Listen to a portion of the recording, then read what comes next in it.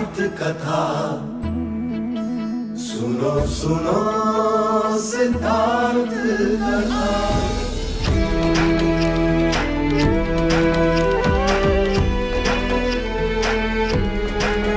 संसार में दुख का कारण क्या, संताप शोक का निवारण क्या। संसार में दुख का कारण क्या, संताप शोक का निवारण क्या। इस खोज में सब कुछ त्याग दिया, हर वैभव से वैराग लिया। वो सृष्टि से संयुक्त हुए, सिद्धार्थ से गौतम बुद्ध हुए।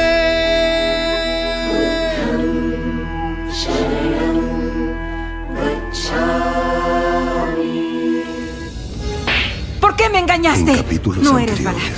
Eres el rey de Magad, Ayat-Shantru. ¡Ven rápido! ¡O habrá una calamidad! ¡Las personas golpean a Ahinja! Él ya cambió. La forma en como lo ven ya no es la actual. ¿Quién me envía estas flores? ¿Yashodhra? Ahora es Yashodhra quien te las da. Pero si tú quieres, una monja podría estar obsequiándotelas. Quiero que la listen para la ordenanza.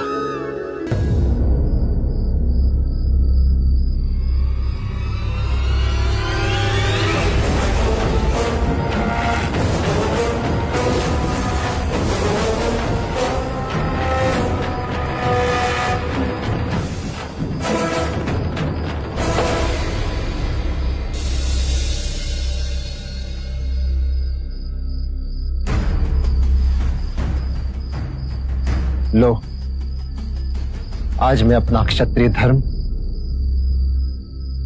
तुम्हारे चरणों में रखता हूं।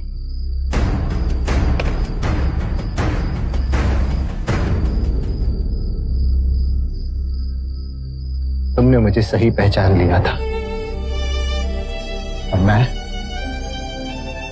अहंकार के मद में चूर न कभी स्वयं को समझ सका और न ही तुम्हारी बातों को। सदा सर्वदा अपने आप को उच्च का और तुम्हें निम्न का समझता रहा। किंतु आज मुझे समझ आ गया कि मेरी बातें कितनी निरर्थक, कितनी खोखली थी। देखो सिद्धार्थ, देखो बुद्ध, ये देवदत्त आज फिर से तुमसे पराजित हो गए। जब तुम यहाँ सच्चे मन से आए हो तो जय पराजय का भाव तुम्हारे मन में कैसे उत्पन्न हुआ?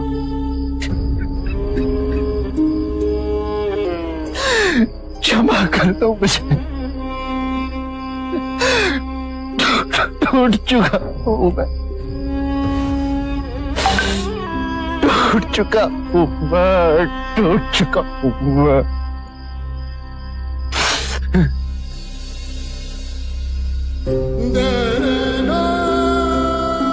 यही बात महत्वपूर्ण है देवदत्त, और इस पीड़ा से मुक्ति की चाह तुम्हारे अंतर में परम शांति का द्वार खोलेगी।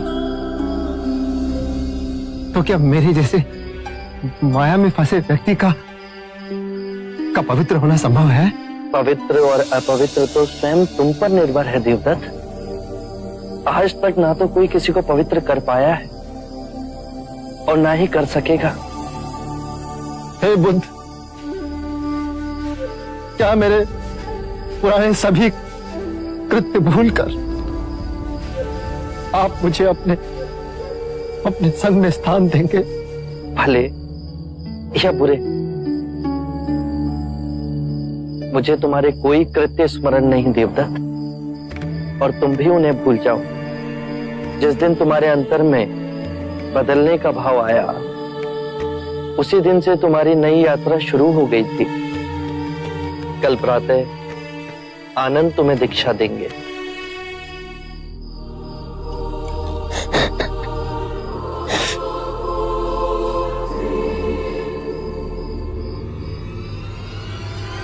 अब तुम्हारा आसन डोलेगा बुद्ध।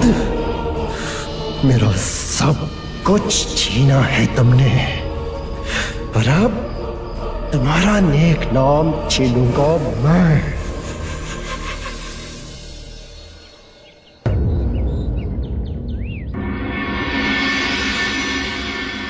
मैं धर्म संकट में हूं, करूं तो क्या करूं?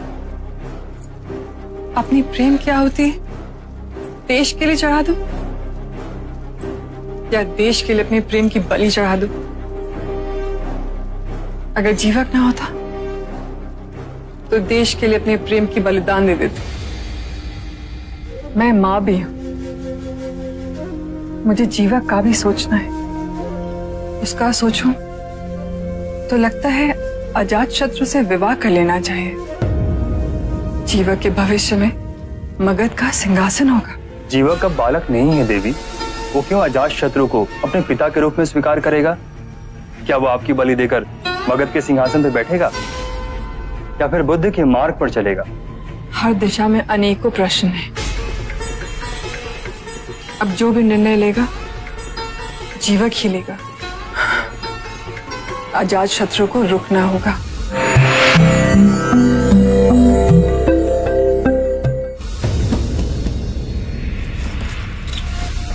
ओम भगवते भिक्षाम देहि। आप आइए।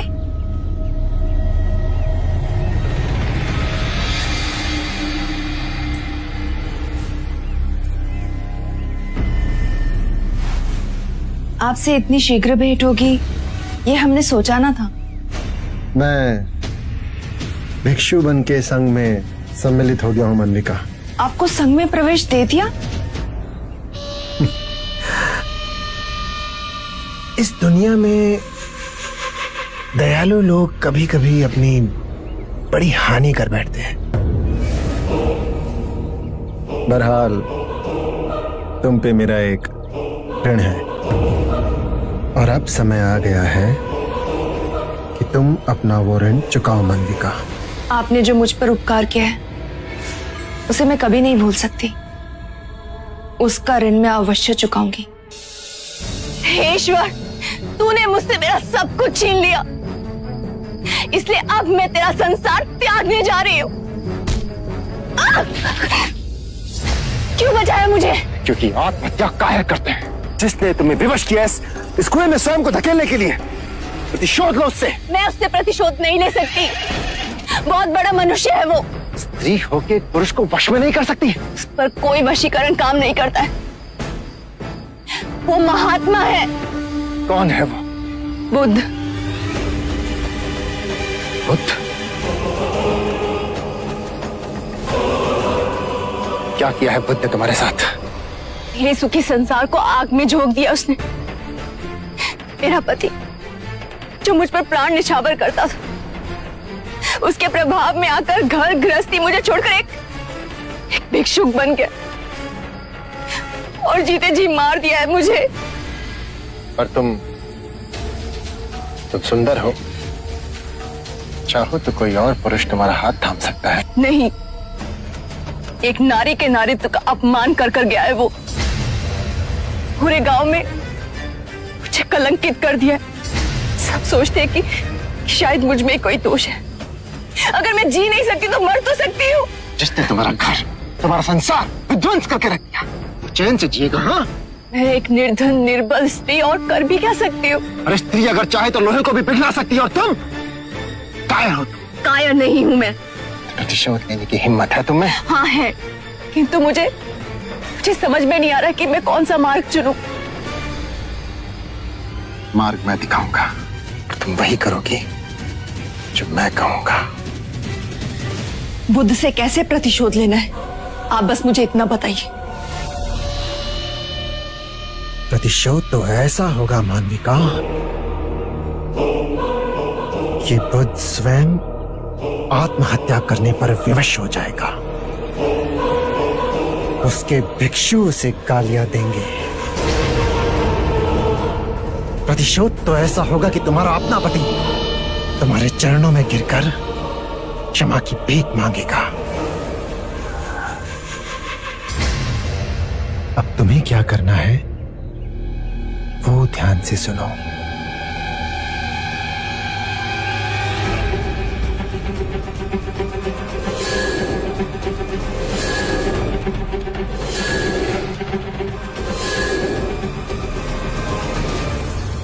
त्रिया चरित्र के आगे तो बड़े बड़ों ने घुटने टेक दिए। अब देखना मैं क्या करती हूं।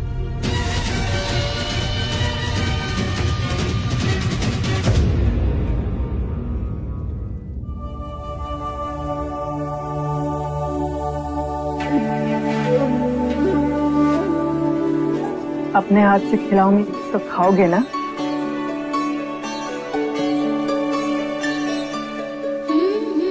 माँ बनने में कितनी विडंबना है। अपने शिशु के लिए हर क्षण उचित और अनुचित के बीच चुनाव करना होता है। अपने पुत्र के लिए निर्णय करना सर्वथा कठिन होता है। पता नहीं फल अच्छा हो या बुरा। यदु ने मुझे सारी बातों से पहले अवगत कर दिया है। मुझे तुम्हारी सलाह चाहिए। इस बार मैं जीवन के 2 रास्तों में हूँ। यदि मैं मगध की महारानी बनती हूँ तो भविष्य में तुम्हें मगध की राजगद्दी मिल सकती है। और वैशाली में देशद्रोही होने का कलंक आप जीवन भर उठाएंगी। आप अपने पुत्र के लिए अजात शत्रु पर भरोसा कर रही हैं। वो अजात शत्रु जिस पर भरोसा किया ही नहीं जा सकता। जीवक, तुम्हारा भविष्य, जो भविष्य अनिश्चित है उसके लिए मैं अपनी माँ को उनका वर्तमान बिगाड़ने दूं? तुम्हारे उत्तम विचार। ये मेरे विचार नहीं है माँ, ये उनके विचार हैं जिन्होंने मेरे जीवन को नई दिशा दी है। माँ, मैं राजा बनना नहीं चाहता।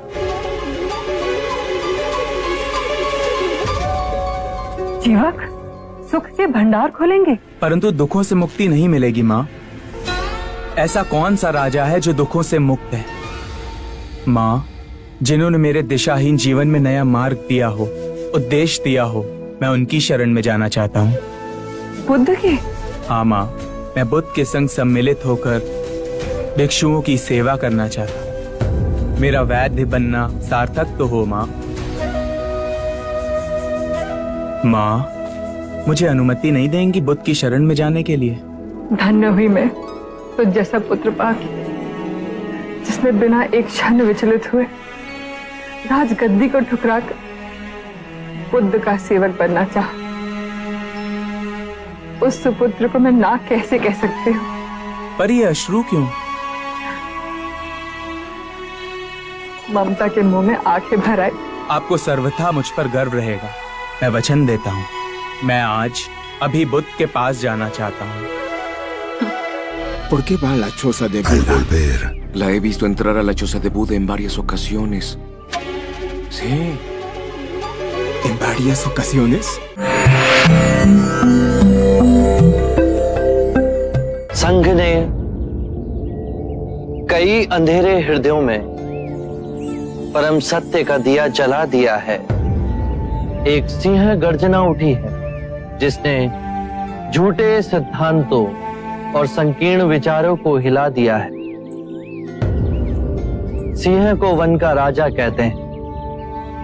जब वो अपनी गुफा से निकलता है तो अंगड़ाई ले चारों दिशाओं में देखता है और फिर एक गर्जना करता है और उसकी ध्वनि सुन पंछी उड़ने लगते हैं, मगरमच्छ पानी में चले जाते हैं। गजराज स्वयं उसकी ध्वनि से कंपित हो अपनी राह मोड़ लेते हैं। उसी प्रकार परम सत्य की गर्जना के समक्ष बुरे विचार, अशुद्ध मनोवृत्तियां कंपित हो जाती हैं। अनित्यता, अद्वैत, परस्पर निर्भरता जब प्रबल वाणी से बोलते हैं तो जो अज्ञान के अंधकार में बैठे हैं उन्हें जागना होता है। मनुष्य स्वयं कह उठता है कि इतने वर्ष, इतने जन्मों हम अंधकार में कैसे जिए। अनित्य को नित्य समझा, खंड में स्वयं को तोड़, बाहरी संसार से स्वयं को अलग समझा, झूठ को सत्य समझा। अब समय आ गया है कि अज्ञान की इन दीवारों को ध्वस्त किया जाए।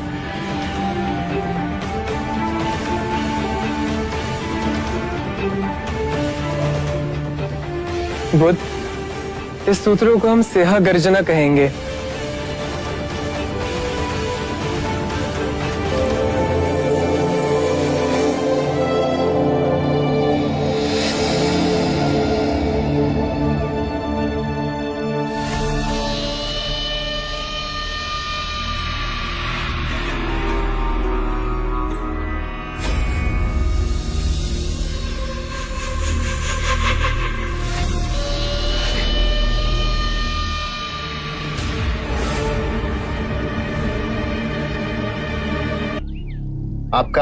आपका परिचय?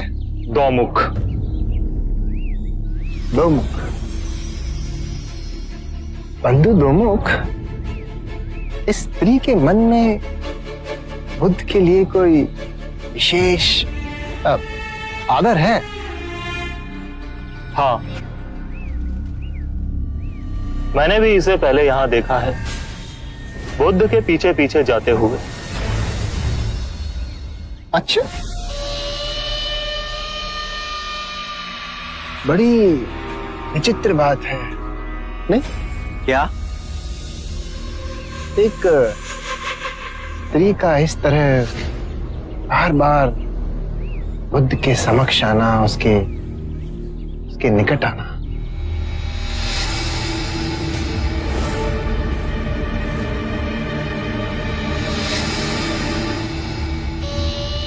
मैं अच्छी तरह से जानता हूं देवदत्त को। हीन भावना से ग्रस्त है वो। आरंभ से ही सिद्धार्थ से हीनता का भाव पालता आया है। जो भी सिद्धार्थ का था उसको चाहिए था। पर आपने तो उसे कपिलवस्तु की राजगद्दी देने का आश्वासन दिया था। अब उसे राजगद्दी में वो राज कहां, अब तो उसे बुद्ध का आध्यात्मिक संपदा चाहिए। क्या हम उस पर भरोसा कर सकते हैं? कुंद बुद्धि का है देवदत्त। वो बुद्ध के साथ अवश्य कुछ ऐसा अनुचित करेगा जो इतने घटिया स्तर का हो। अब समझा मैं। आपने सोनदंड को यहाँ क्यों बुलवाया है? सोनदंड परम ज्ञानी पंडित हैं। उनका और बुद्ध का शास्त्रार्थ होगा, मगध की भरी सभा में होगा। ये राजनीति तो बहुत उत्तम है। परम ज्ञानी सोनदंड जी का पूरे मगध राज में डंका बजता है। उनके साथ शास्त्रार्थ में आज तक कोई जीत नहीं सका है। अवश्य ही बुद्ध की हार होगी, उसका प्रभाव कम होगा और मगध की प्रजा की आंखों से बुद्ध के आदर की पट्टी उतर जाएगी। प्रणाम महाराज। महाराज, सोनदंड जी आए हैं।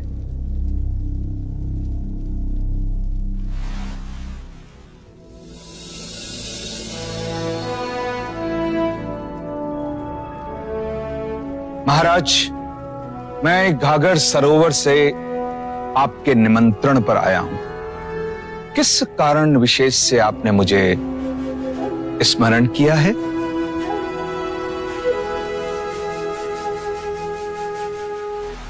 मैं आपकी और उस बुद्ध की आध्यात्मिक चर्चा करवाना चाहता हूं। निश्चित ही जिसके बाद मगध की प्रजा जान जाएगी कि बुद्ध सिर्फ नाम के ज्ञानी हैं, जोगी का चोला ओढ़े एक ढोंगी हैं जो अंदर से खोखले हैं।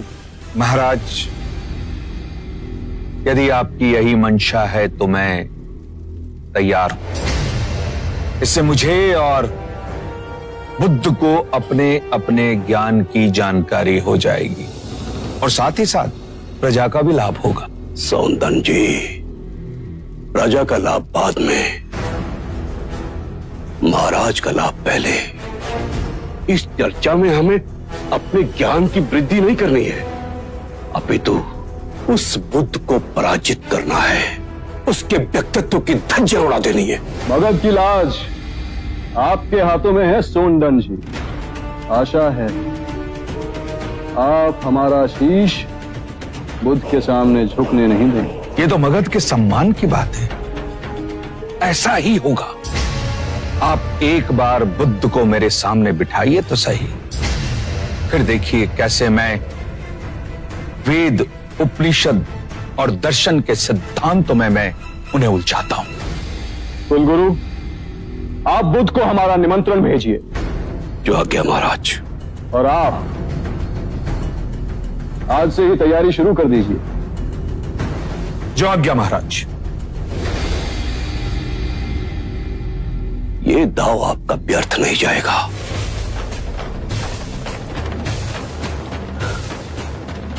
एक बार, बस एक बार सोनदंड बुद्ध को पराजित कर दे, उसके बाद मैं इन सभी भिक्षुओं को मगध की सीमा के बाहर फेंक दूंगा।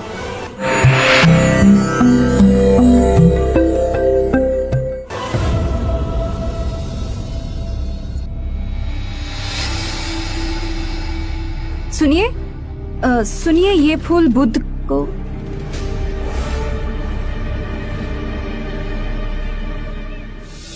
बुद्ध, क्या आप अजात शत्रु के निमंत्रण पर मगध जाएंगे? अवश्य। सोनदंड में असामान्य ज्ञान है। जिस प्रकार दो नदियां बह एक दूसरे से मिलती है, उसी प्रकार ज्ञान की चर्चा में दो विचारधाराएं एक दूसरे से मिलेगी। मुक्ति का मार्ग ज्ञानियों को भी उपलब्ध होना चाहिए।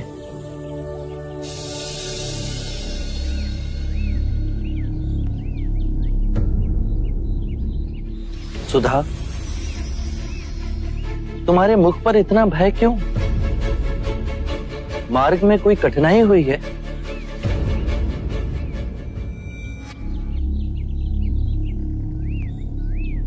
निर्भय होकर कहो। मैं भिक्षाटन लेकर आश्रम की ओर आ ही रही थी कि अचानक एक व्यक्ति मेरे सामने आ खड़ा हुआ।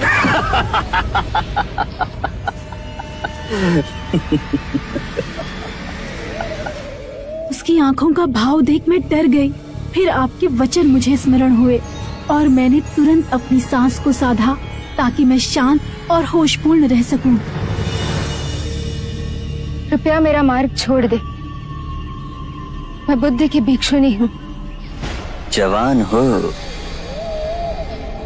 और सुंदर भी हो, ये गेरुआ वस्त्र पहनकर अपना जीवन व्यर्थ क्यों गंवा रही हो?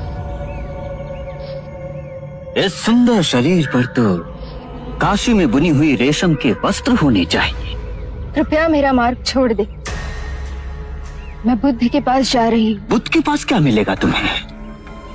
मेरे साथ चलो, मैं तुम्हें शरीर सुख की अनुभूति करवाऊंगा। मेरा सुख मुक्ति और समाधि में है। कामनाएं केवल यातना देती है। यदि ये समझ सके तो कृपया मेरा मार्ग छोड़ दे। मैं आपकी कृतज्ञ रहूंगी। कितने मादक है तुम्हारे ये नेत्र, ऐसे न जाने दूंगा। आपको मेरे नेत्र सुंदर लगे? ठीक है, मैं इन्हें नोच कर आपको दे देती हूँ। नेत्रहीन का जीवन आपके स्पर्श से कई अधिक अच्छा होगा।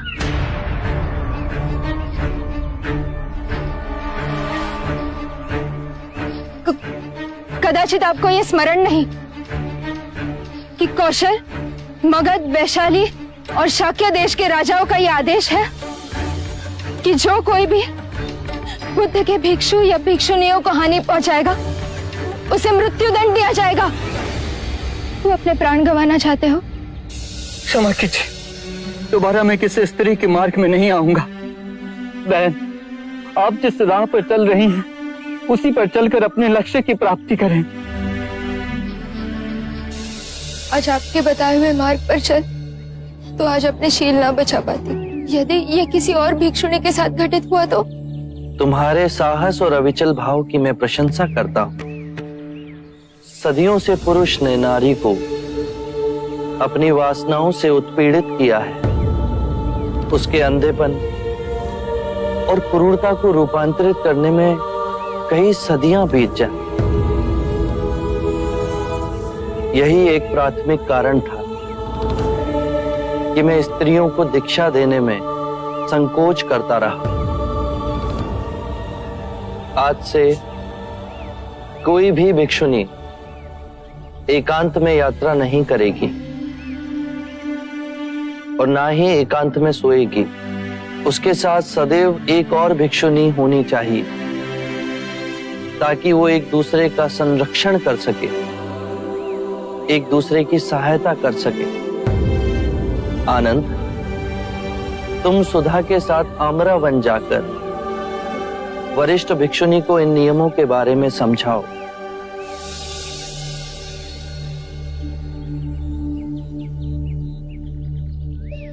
सुनिए, आप यहाँ खड़ी खड़ी क्या कर रही हैं? मैं ये पुष्प बुद्ध को देना चाहती थी। मैंने इनको पुकारा भी था किंतु इन्होंने सुना ही नहीं। आप पिछले कई महीनों से बुद्ध के उपदेश सुनने आती हैं, हर दिन उनके दर्शन करती हैं, तो फिर आप भिक्षुनी क्यों नहीं बन जाती? मैं भिक्षुनियों के कठोर नियमों का पालन ना कर सकूंगी। जैसे आपकी इच्छा। यदि पुष्प आप भेंट करना चाहती हैं तो आप अंदर जा सकती हैं बुद्ध के पास। बुद्ध की कुटिया। बुद्ध की कुटिया कहाँ है ये मैं भली भांति जानती हूँ। ठीक है, आप जाइए।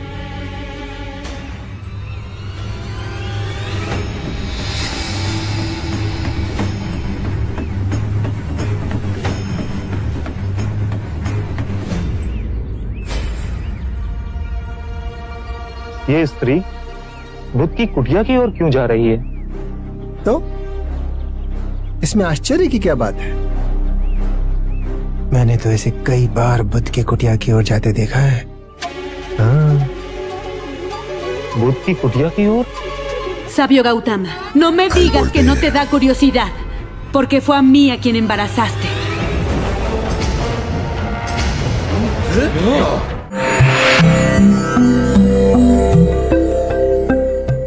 आज तो भीषण विवाद होगा। देखते हैं कौन जीतता है। बुद्ध ही सर्वश्रेष्ठ हैं। नहीं, आज सोनदंड जीतेंगे। नहीं, बुद्ध अनुभवी बातें कहते हैं, सोनदंड लिखी लिखाई। व्यर्थ की बात कर रहे हैं आप। मेरे हिसाब से सोनदंड जी आज पूरे मगध का शीश ऊंचा करेंगे। सही बात है। बुद्ध तो जय पराजय के बहुत आगे हैं। महाराज अजात शत्रु पधार रहे हैं।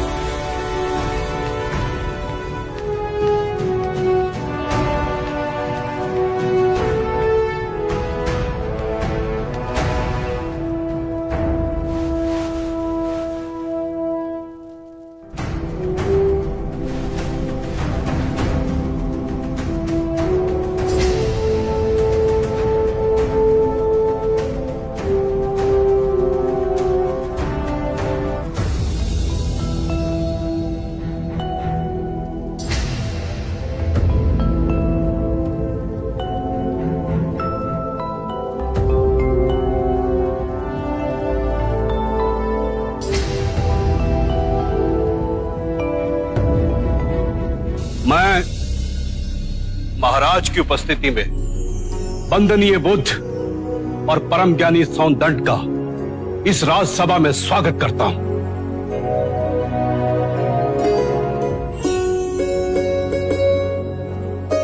आचार्य सोनदंड की जय! आचार्य सोनदंड की जय! सोनदंड की जय!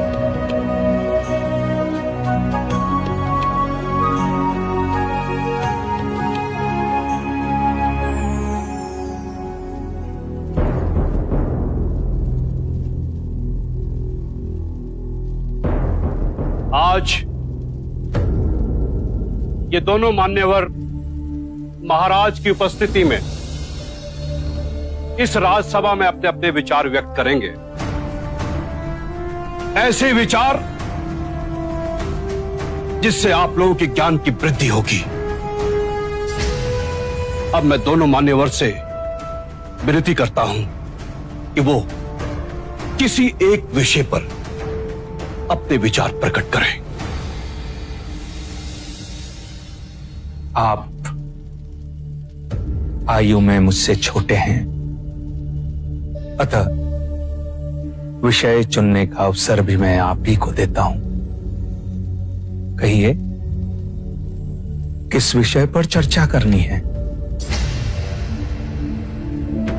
प्रणाम सोनदंड। क्या आप बता सकते हैं कि एक सच्चे ब्राह्मण में कौन कौन से गुण होना अनिवार्य है? यदि आप चाहें तो वेदों के उदाहरण भी दे सकते हैं। वेद पाठ तो सौंदंड का प्रमुख विषय है। वेद की गहन गुत्थियों को सुलझाने में आप महारथी हैं। भिक्षु गौतम, पूर्ण ब्राह्मण बनने के 5 लक्षण हैं।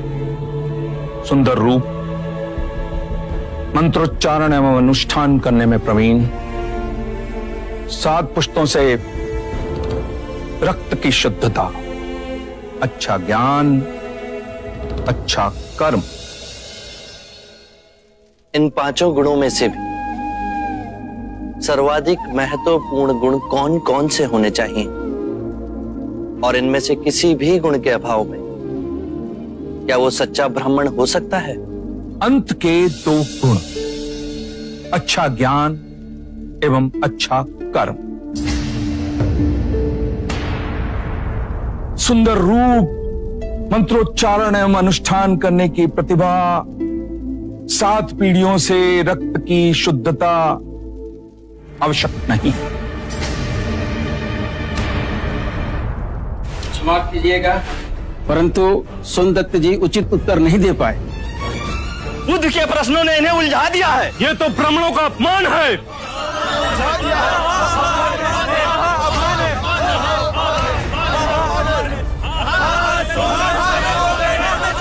आदरणीय सभागण, यदि आप सौंदर्य में आस्था रखते हैं तो कृपया कर शांत हो जाइए, उन्हें अपनी बात कहने दें। यदि आप उनमें आस्था नहीं रखते हैं तो आप में से जो चाहे इस विषय की चर्चा को आगे बढ़ा सकता है। मैं आप सभी के प्रश्नों के उत्तर दूंगा।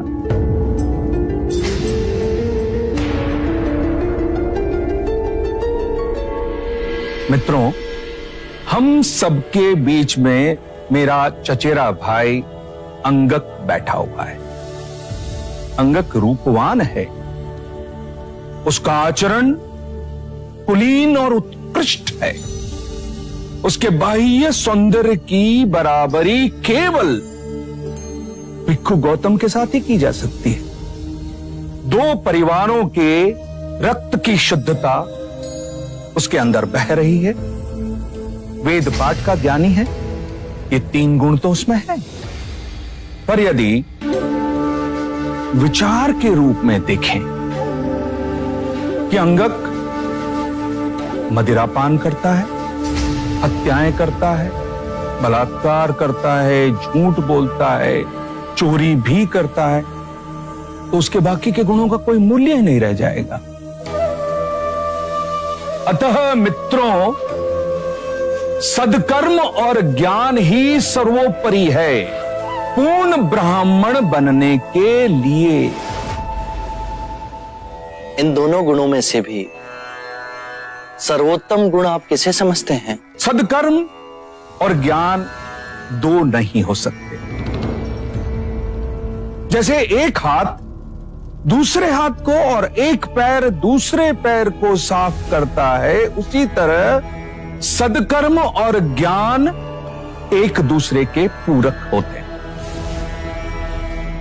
सदकर्म आपके विवेक को प्रकाशमान बनाता है और विवेक से किया कर्म आपको धार्मिक बनाता है, और यही जीवन का गूढ़ मंत्र है।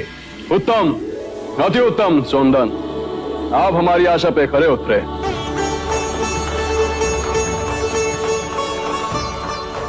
बुद्ध, अब आप बताएं कि हमारे परम विद्वान सोनदन से आप क्या पूछना चाहते हैं?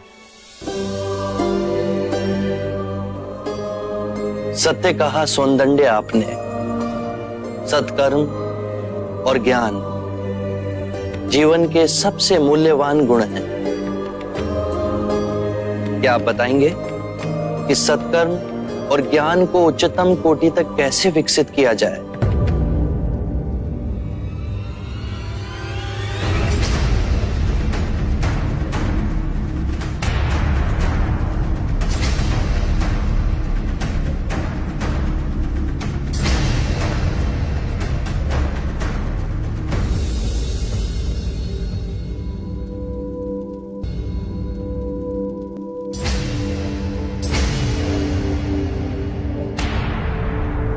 हे करुणा निदान,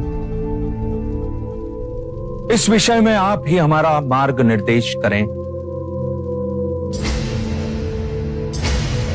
हम तो केवल सिद्धांत जानते हैं, किंतु आप बुद्ध बन परम सत्य को प्राप्त हुए हैं।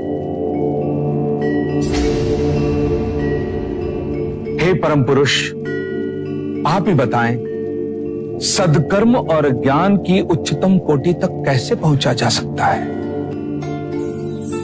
आत्म मुक्ति के 3 चरण हैं, शीलाचार, ध्यान और ज्ञान। यदि हम शीलों का आचरण करते हैं तो ध्यान साधना में वृद्धि होती है और ध्यान साधना से ज्ञान का उदय होता है, जिससे शीलों का गहन आचरण करना संभव होता है। इसके द्वारा काम, क्रोध, मोह, माया, तृष्णा से दूर हो आत्म मुक्ति, शांति और आनंद को प्राप्त कर सकते हैं।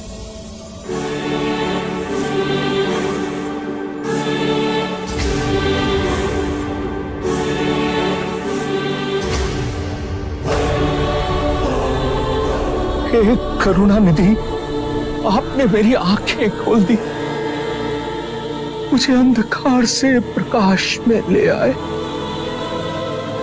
हे परम पुरुष, मुझे आपकी शरण में ले ले, मुझे संग ही शरण में ले ले परम पुरुष। शाक्य मुनि बुद्ध की, शाक्य मुनि बुद्ध की, शाक्य मुनि बुद्ध की,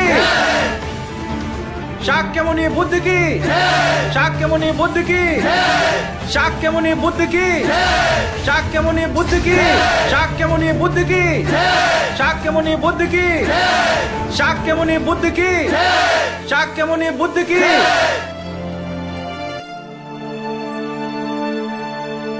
रुक जाओ, कौन हो तुम? इस तरह से राजसभा में आने का अर्थ समझती हो? आने के लिए विवश थी मैं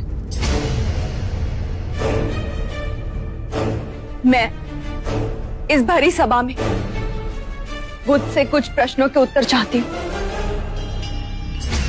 तुमको जो कुछ भी कहना है बुद्ध के संग में जाकर पूछ सकती हो। चलिए आओ यहां से। कुलगुरु, पूछने दीजिए इसे, अगर बुद्ध को कोई आपत्ति ना हो। क्या पूछना चाहती हो तुम? मुनि गौतम, आप धर्म का बहुत उपदेश देते, आपका मान सम्मान भी बहुत है, किंतु आपको मुजबला की कोई चिंता नहीं, जिसे आपने गर्भवती बनाया है।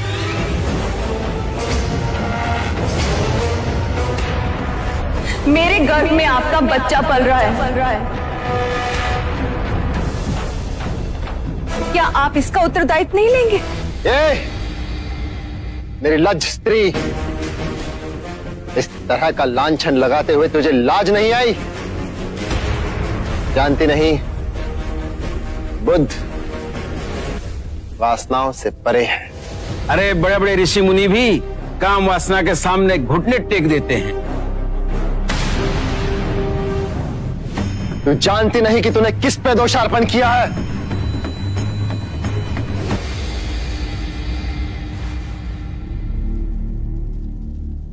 पुत्री, केवल 2 ही लोग इस बात की पुष्टि कर सकते हैं कि ये सत्य है या असत्य, और वो हैं तुम और मैं।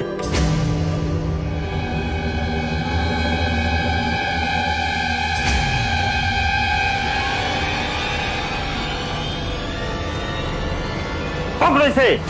महाराज, यदि आपकी आज्ञा हो तो इसे पकड़वाएं, इसके मुंह से सच उगलवाएं कि किसका पाप ये बुद्ध के गले बांधना चाहती है।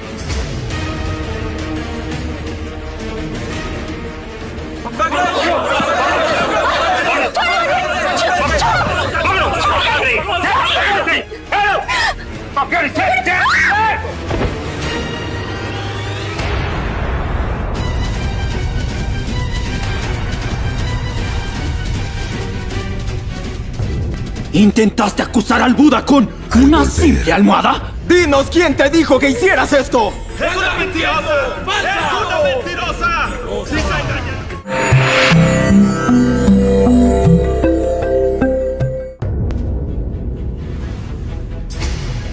तूने हमारे बुद्ध पे ये झूठा लांछन लगाया।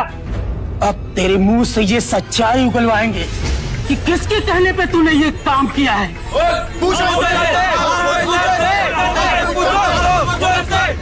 ना होगा तुझे। पकड़ लो इसे।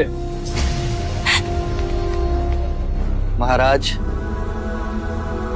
कृपया कर इसे जीवन दान दें। इसके मन में पश्चाताप है। मैंने इसे क्षमा किया। आप बुद्ध हैं, महान आत्मा, पर इसने मगध के माननीय अतिथि का अपमान किया है। मुझे राजधर्म का पालन करना होगा।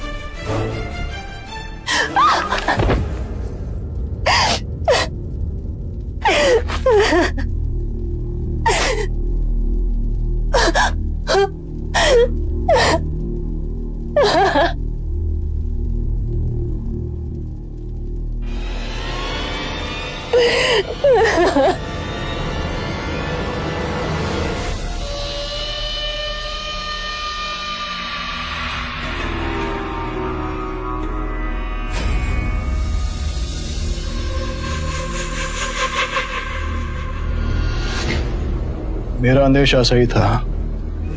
ये इस तरह का छल केवल कुमार देवता ही कर सकता।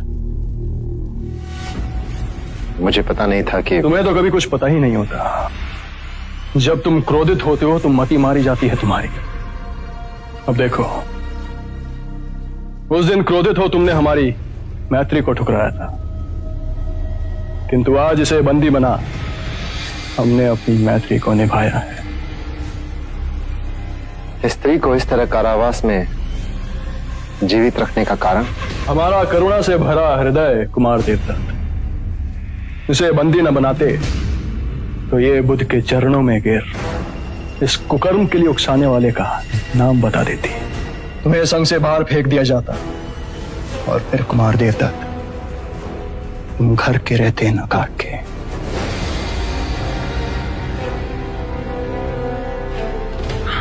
अजात शत्रु, तुम बुद्ध को मारने के बारे में कोई योजना बताने वाले थे।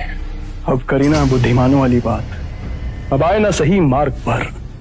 मित्र, मेरा एक कार्य कर दो। इस स्त्री को मुक्त कर दो।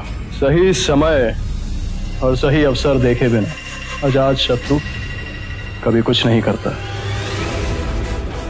और अब तो अजात शत्रु के हाथ में ये दो धारी तलवार आई है। इसका कैसे और कब उपयोग करना है ये तो आने वाला समय ही बताएगा।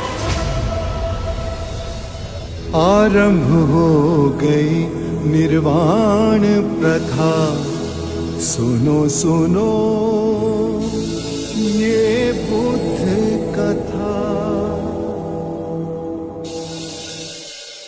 आत्ममुक्ति के 3 चरण हैं: शीलाचार, ध्यान और ज्ञान। शीलों का आचरण करने से ध्यान साधना बढ़ती है। ध्यान साधना से ज्ञान का उदय होता है, जिससे शीलों का गहन आचरण संभव होता है। इससे हम लोभ, क्रोध और अज्ञान से मुक्त होकर आत्ममुक्ति, शांति और आनंद की प्राप्ति कर सकते हैं।